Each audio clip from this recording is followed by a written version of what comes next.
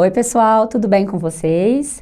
Vamos a mais uma aula de geografia, né? Então vamos lá aprender mais um pouquinho a nossa aula hoje que é de continuação. Eu sou Jaqueline Carvalho, sou professora. Vamos lá? Bom, a nossa aula hoje é da EJA, né? Nível 1.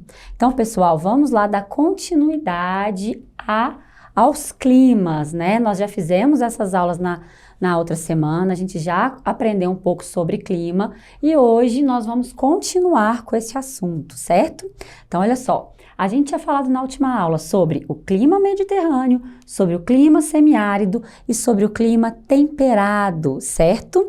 Então, olha só, gente, o clima mediterrâneo, então, só para a gente lembrar, é aquele clima onde a gente tem ali duas estações, né, bem definidas, com invernos mais secos, certo? Invernos secos e às vezes com uma possibilidade de chuva e verões quentes, né? Então, o clima mediterrâneo, apesar dele ser uma espécie de clima temperado, né? Ele tem duas estações bem definidas, mas a gente não vai ter aquele frio tão grande quanto a gente tem no clima temperado continental e no clima temperado oceânico, como a gente já viu nas aulas anteriores, né? Ele é um clima de invernos não tão rigorosos, como aqueles invernos que pegam menos 20, menos 30 graus, tá?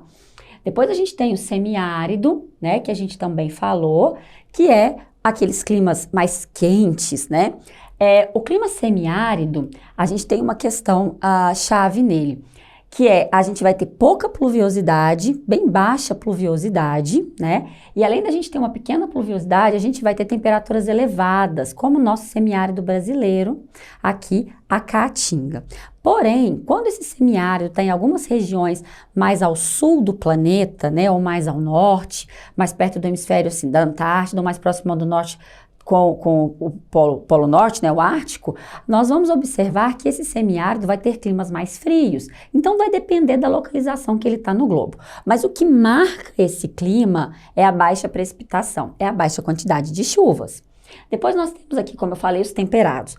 O clima temperado, ele é um clima marcado por duas estações muito bem definidas, aonde a gente vai ter invernos muito rigorosos e verões muito quentes. Vocês vão lembrar, o ano passado, a gente teve uma onda de calor no Canadá, em julho, agosto, porque no hemisfério norte é invertido, né, os climas, a gente já viu isso, enquanto aqui no sul é inverno, no norte vai ser verão. Então, enquanto nós estávamos vivendo o nosso inverno, o Canadá passava pelo verão e a gente teve climas, dias que a temperatura chegava a 40 graus, para um povo que está acostumado com menos 20, menos 30, até menos no inverno. Então, para eles, menos 40 é uma temperatura muito costumeira, mas mais 40 também positivo, é uma temperatura quase que intolerável. A gente chegou de ter mortes lá. Então, são climas marcados por estações muito bem definidas e no inverno a gente tem muita neve. E a gente vai ter o outro tipo de clima temperado, que é o clima temperado oceânico, que a diferença é que ele vai ter mais pluviosidade, vai ser um clima mais úmido, certo? Bom, gente, e hoje a gente vai para o clima desértico, certo? A gente tem alguns grandes desertos no planeta, né? E eu trouxe aqui um mapinha para a gente observar onde estão localizados esses climas. Então, nós temos aqui o norte da África, aqui com o deserto do Saara, aqui na Península Arábica, que a gente tem o deserto da Arábia, aqui a gente tem também outro deserto na África, aqui na região da Somália, aqui o deserto do Kalahari, o deserto da Namíbia.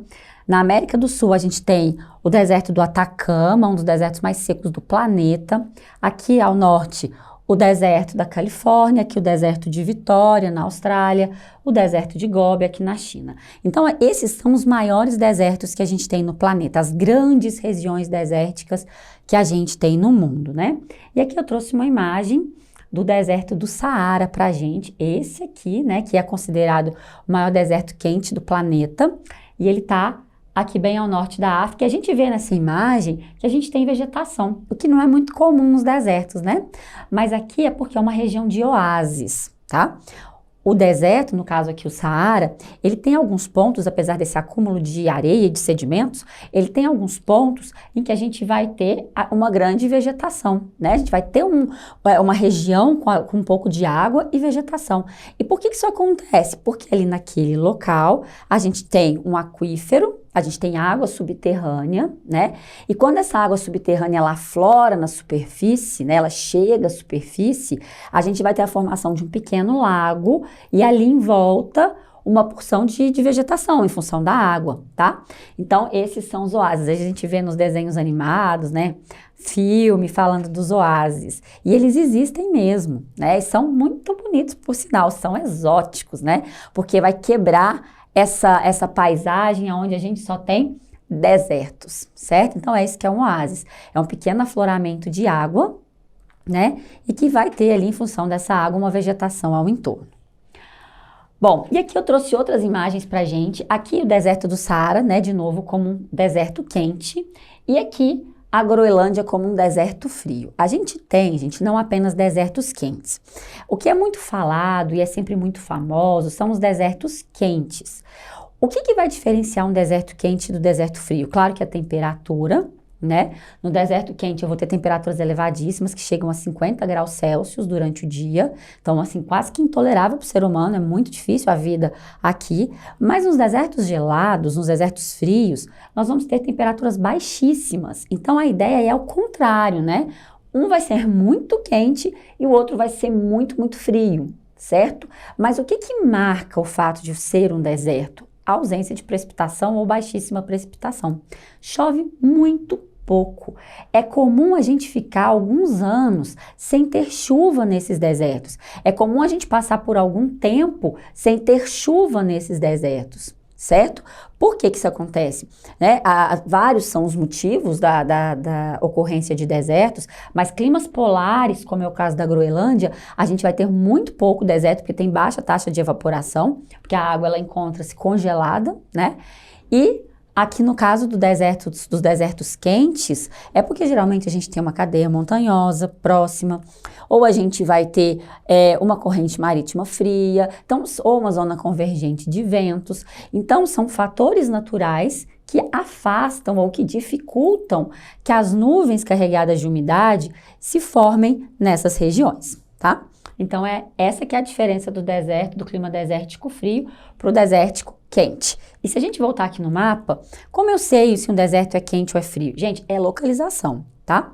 Aqui próximo da linha do Equador, olha, a gente vai ter desertos quentes. Então, mais ao centro do mapa, aqui no mundo, a gente vai ter desertos quentes. Quando eu vou mais para o norte ou para o sul, eu vou ter desertos frios. Aqui o Atacama, olha, aqui no sul dele já é um deserto frio, né? Por causa da localização. Já está mais próximo da Antártida, tá?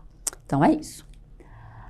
Bom, então aqui eu coloquei um evento super raro, que acontece assim a cada muitos anos, na verdade de algumas décadas, no deserto, que esse aqui é uma imagem do Saara com neve, tá?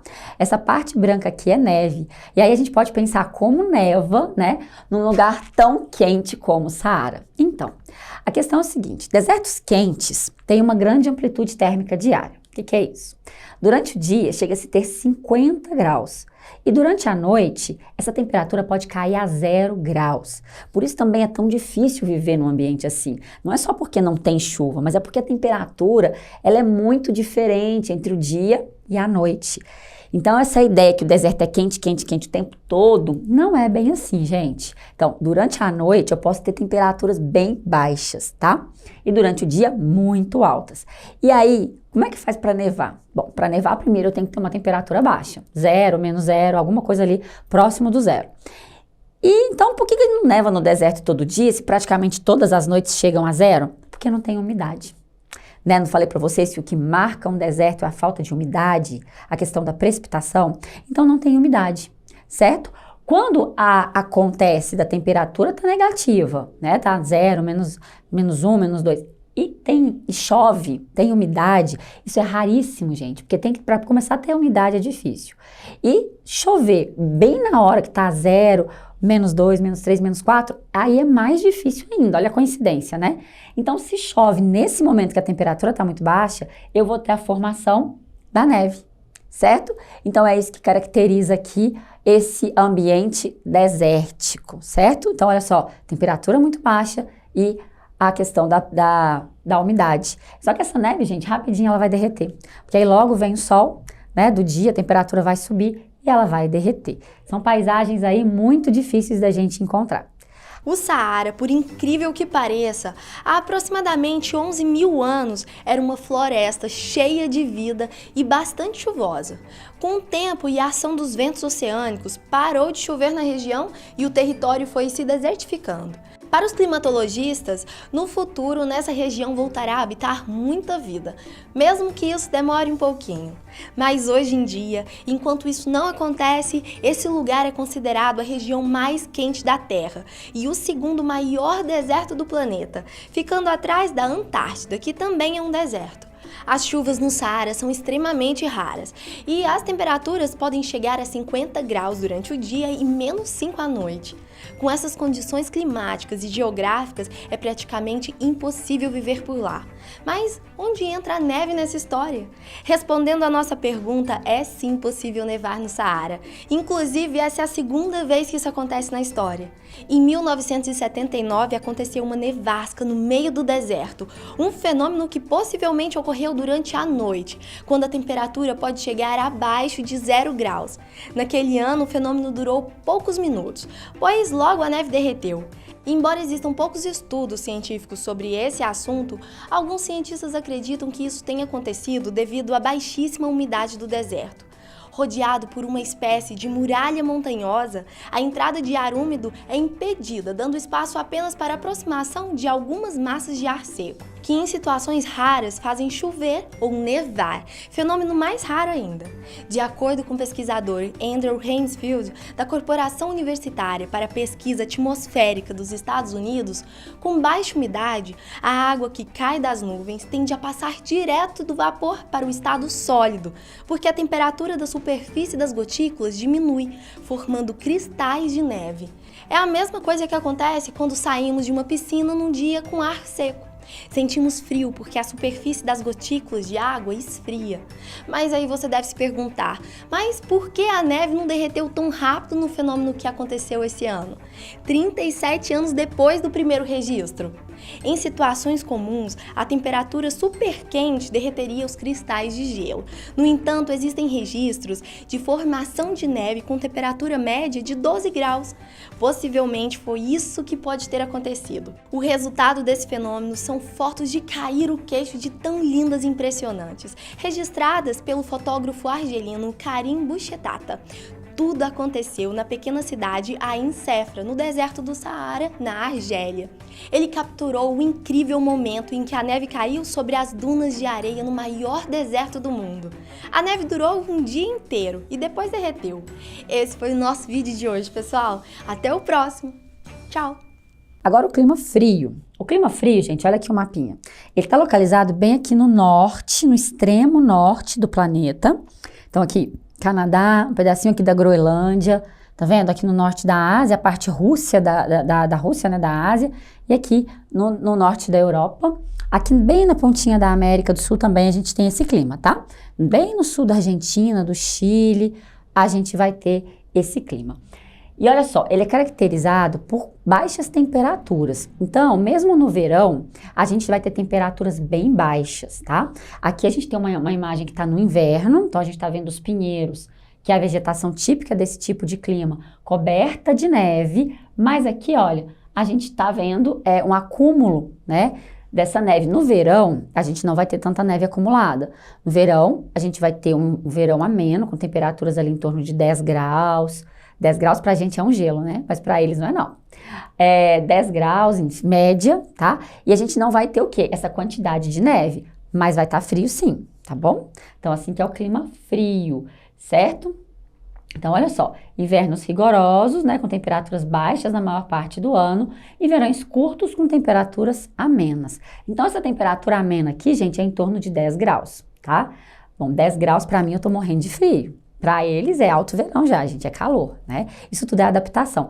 Claro que numa região como essa, a gente tem muito poucas pessoas morando, é igual no deserto. A gente vai ter muito poucas pessoas morando ou até trechos inteiros sem nenhum habitante, né? O clima, a gente vai ver já sobre isso, o clima é um dos fatores que dificultam a ocupação humana ou facilita, né? Em cada caso vai ser uma situação. Aqui a gente tem o clima de montanha. Bom, o clima de montanha, gente, ele não é dado em função da localização. Todos esses climas que a gente estudou até agora, eles são dados em função da localização. Aonde se está no globo, né? A sua localização ali na Terra, no planeta, vai ter relação com o tipo de clima. Aqui não. Aqui é por causa da altitude. A gente pode ter uma montanha num lugar mais quente. Não importa. Quando eu olhar lá para o topinho dela, eu vou ver uma grande quantidade de neve, que é o que a gente chama de neve eterna, tá? Tem países que falam que é os nevados, né? Então, mesmo que esteja no verão, você pode estar lá olhando para a montanha, você está lá no pé da montanha olhando para a montanha, e você tá, nossa, que calor, tá um sol, que calor. E só que se olhar lá para a pontinha da montanha, você vai ver neve, tá? Por quê? Porque essa neve nunca vai derreter. Porque se a gente pudesse subir essa montanha, igual essa aqui, ó, se a gente pudesse escalar cá em cima no topo, a gente vai ver que lá a temperatura é muito baixa, por causa da altitude. Então, quanto mais alto, mais frio, regrinha básica. Quanto mais alto, mais frio, tá? E aqui a gente tem a localização dessas cordilheiras do planeta, tá? Aqui é a Cordilheira dos Andes, as Montanhas Rochosas, a Cordilheira do Himalaia, que é a maior de todas, aqui os Alpes, tá? Então, são nessas regiões que a gente vai ter essa temperatura fria, que é dada em função da altitude, tá? Bom, gente, e o que a gente estudou na aula de hoje, né? Então, vamos dar uma relembradinha aí. A gente falou sobre o clima desértico, nós falamos sobre o clima frio e sobre o clima de montanha. Então, na verdade, a gente variou muito, né? A gente saiu de um lugar muito, muito quente, né? Ou muito frio, depende da região do planeta que a gente vai estar. Passamos por um clima que tem temperaturas baixas durante todo o ano, invernos muito rigorosos, e chegamos aqui no clima de montanha, né? Que a temperatura é dada em função da altitude e não em função da localização. E só mais uma coisinha antes da gente terminar, pessoal. O clima de montanha, ele costuma gerar um tipo de chuva específico, tá? Que é a chuva orográfica. Região de montanha, geralmente chove muito, tá certo? E aí essa chuva constante, ela acontece porque a montanha, ela funciona como um obstáculo físico. Então, vocês imaginam, tá lá a montanha assim bonitinha, né? Vem a massa de ar carregada de umidade, ela vem. Ela vai, massa de ar, gente, é a nuvem, tá? A nuvem vem carregada de umidade, ela bate aqui na montanha, e ela faz chover desse lado daqui, ó, faz chover. Quando ela passa pra cá, ela passa seca. Geralmente a gente vai ter uma área árida. Então, tá vendo por que chove muito em área de montanha? Às vezes nem precisa ser uma montanha, em área de serra, a gente tem muitas chuvas, é por causa disso. É um tipo de chuva específico que acontece nessas áreas, certinho? Bom, gente, então essa era a nossa aulinha de hoje, tá? Fica comigo aí que já a gente continua com, na verdade, a gente ainda vai falar um pouquinho de clima, relacionar aí com algumas questões, mas fica comigo, não perde a próxima aula. Muito obrigada pela presença e pela audiência de vocês. Bons estudos, um beijo enorme, tchauzinho!